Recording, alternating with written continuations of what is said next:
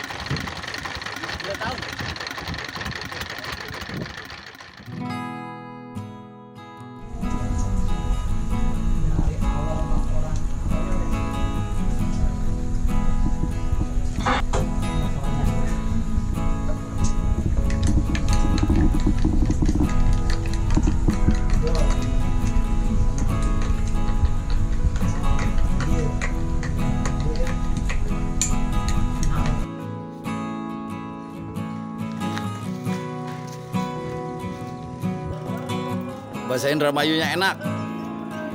Ngeunah Ngenah. ini mah bahasa Sunda. Ini orang Morangke walaupun makannya ikan, tulang ikan tapi sehat.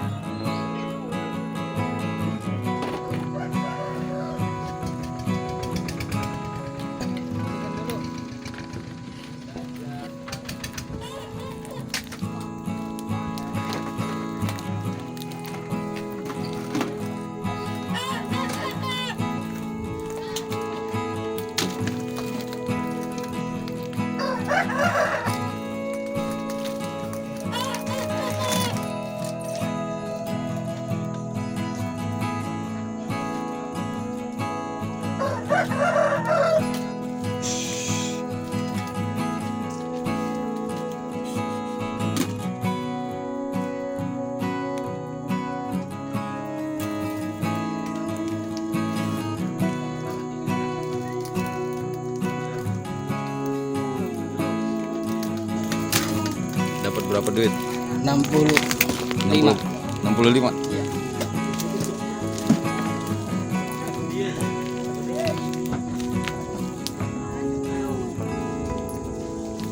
Mana duitnya?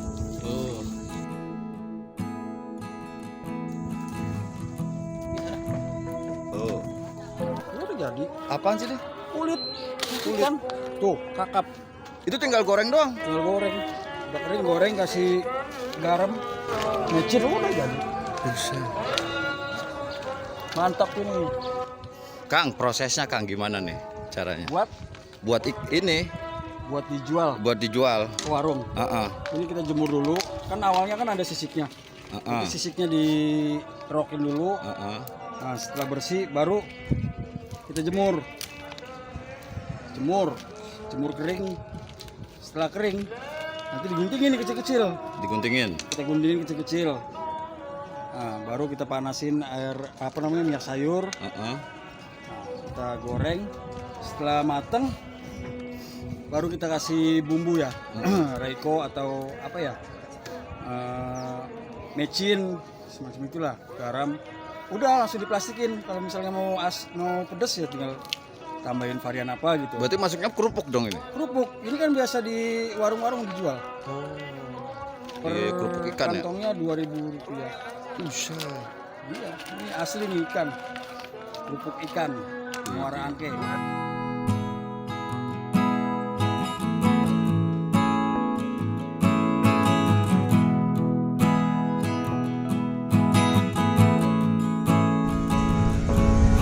Bos, galon air.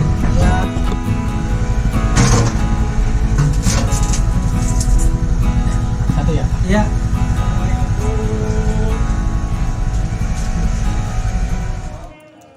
Bapak Mas ya sesepuh Morangke. Oh, Pak, udah berapa tahun di sini Pak? Kalau saya kalau nggak salah tuh 81 di sini. Tahun 81? Ya, lumayan kan? Dulu masih ini dong, masih empang ya? Iya masih empang, Masih empang. karena empang ini nih. Ini juga masih empang. Nah kalau waduk ya dulu. Waduk. Kalau air. Permun air seperti ini. Gitu. Nah, ini gimana nih caranya kok bisa sekarang penduduk gitu? Caranya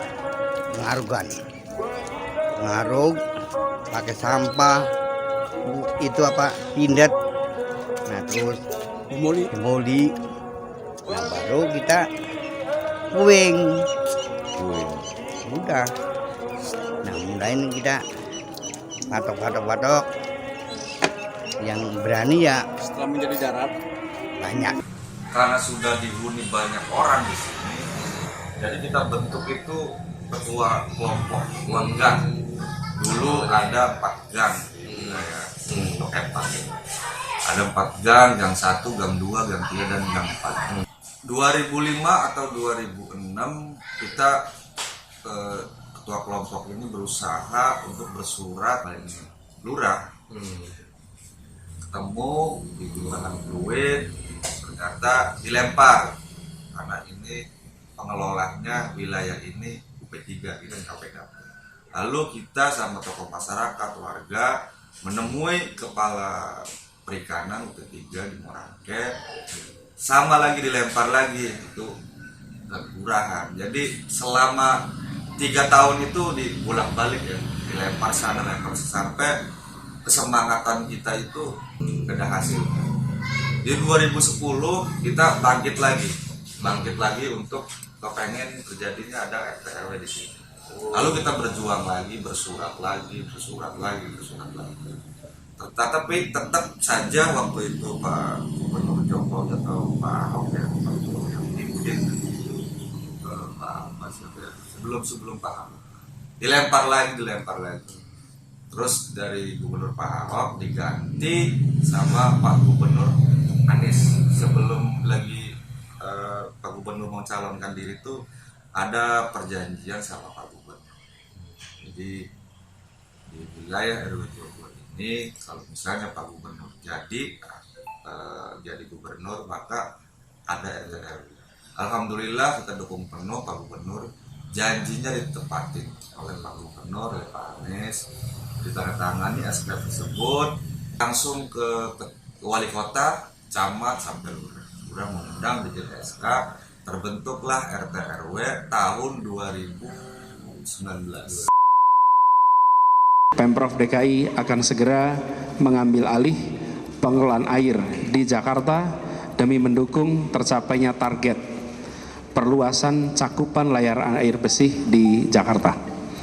Tujuannya adalah mengkoreksi kebijakan perjanjian yang dibuat di masa Orde Baru tahun 97, dan kita tahu selama 20 tahun perjalanan perjanjian ini pelayanan air bersih di ibu kota tidak berkembang sesuai dengan harapan.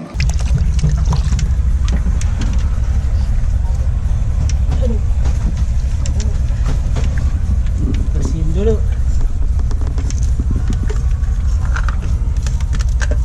Biasanya nih 1 galon itu ngabisin berapa lama?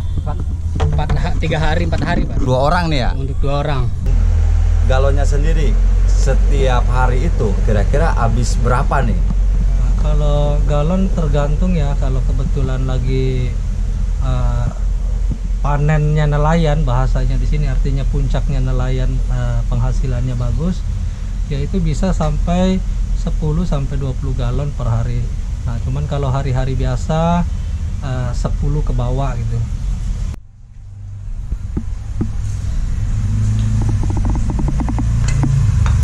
Ya, Ibu kalau misalnya untuk minum itu pakai air apa? Kalau saya untuk keluarga biar sehat itu saya beli air mineral 1 kardus 20.000. Ya, untuk masaknya Saya pakai air galon isi ulang 6.000.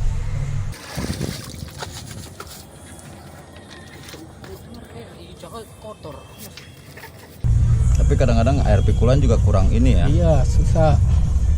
Susah ya. Iya, susah. Kadang 3 hari, 4 hari. Mandi juga paling pakai air ini nih, air kali. Mandi gimana? Pakai galon.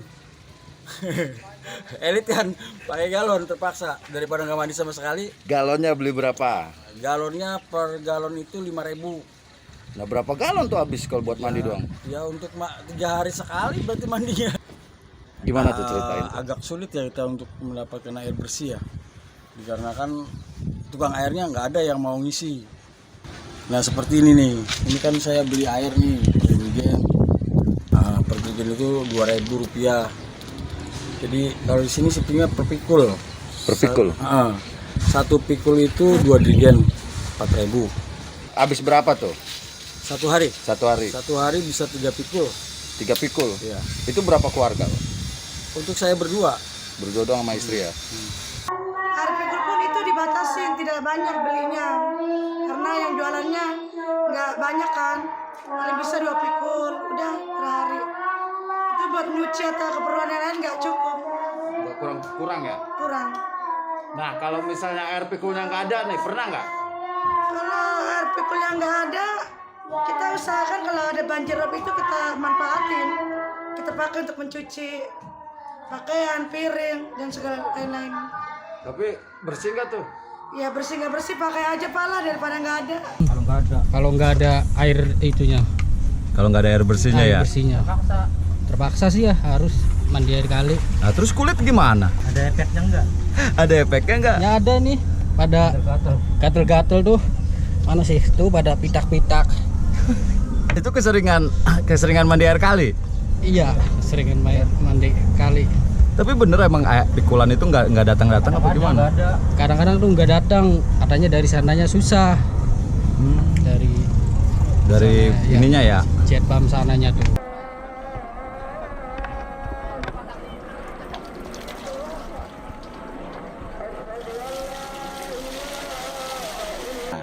Kita tuh beli airnya.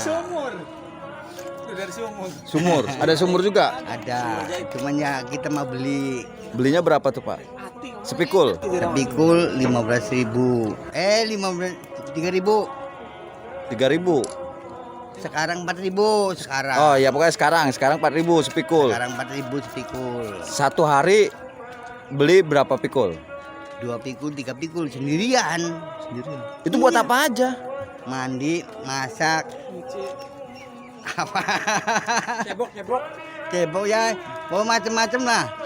Gunanya tuh masak pentingnya. Kopi. Oh. Kalau misalnya nggak ada ini pakai air tanah nggak bisa Pak ya? Nggak bisa, asin lah di sini mah. Nah sumur, pakai air sumur misalnya bisa nggak tuh Pak? Nggak bisa. Soalnya apa ya, kotor lah termasuknya. Kotor. Iya.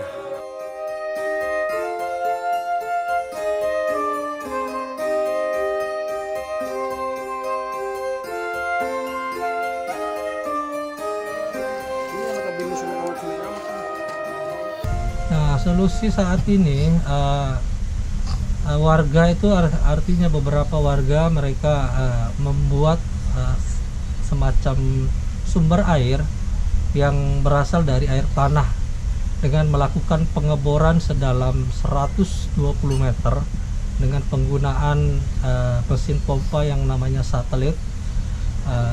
Itu juga biayanya sangat mahal.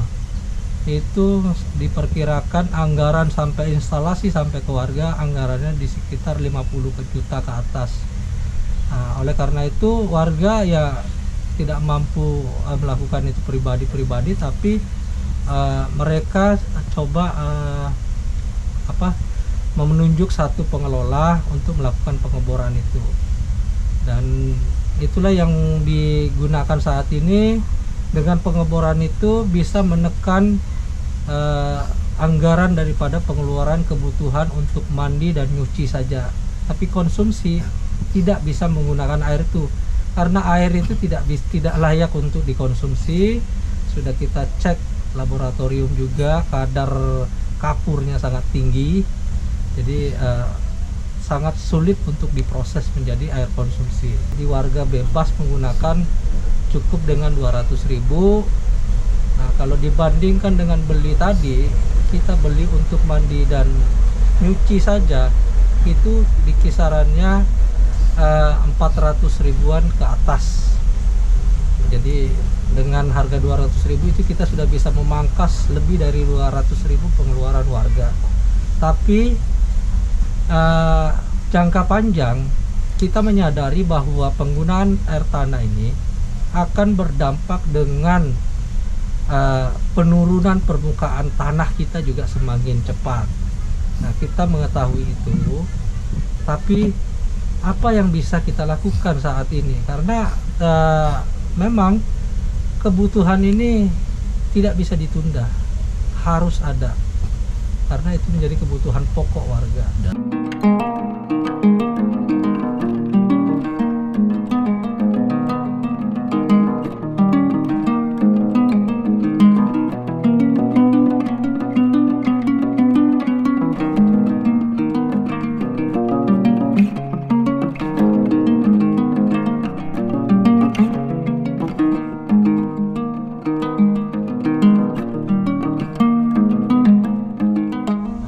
Bayangkan hanya untuk beli air buat mandi, nyuci, makan, minum. Lalu bagaimana dengan biaya anak sekolah? Lalu bagaimana dengan konsumsi lainnya? Yang saya tahu sekarang ini 4 kampung ini kampung-kampung prioritas yang diprioritaskan oleh Gubernur DKI. Cuma ya sayangnya kembali lagi dari yang tadi, hal air bersih sangat butuh gitu.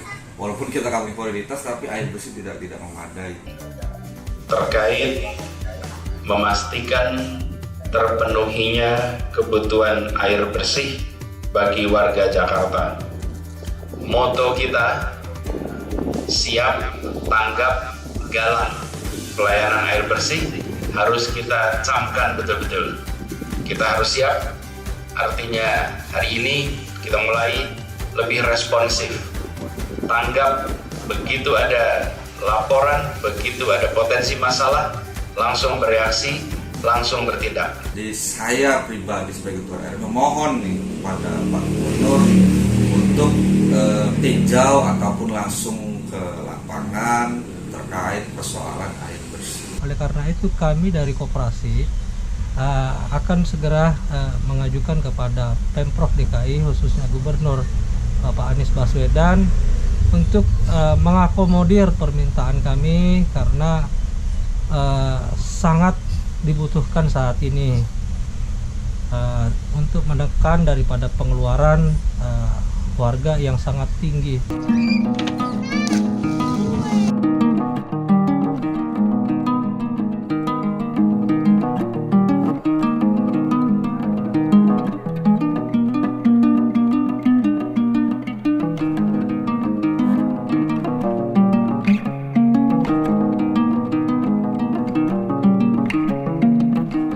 Jakarta Ahmad Riza Patria mengatakan, sudah semestinya DKI Jakarta sebagai ibu kota tidak mengalami krisis air bersih. Riza menyebut, masalah air di Jakarta Utara memang sering terjadi lantaran sering terdampak banjir rob dan dekat dengan laut. Oleh karena itu, Pemprov DKI akan memastikan instalasi perpipaan untuk memasok air bersih di kawasan Jakarta Utara.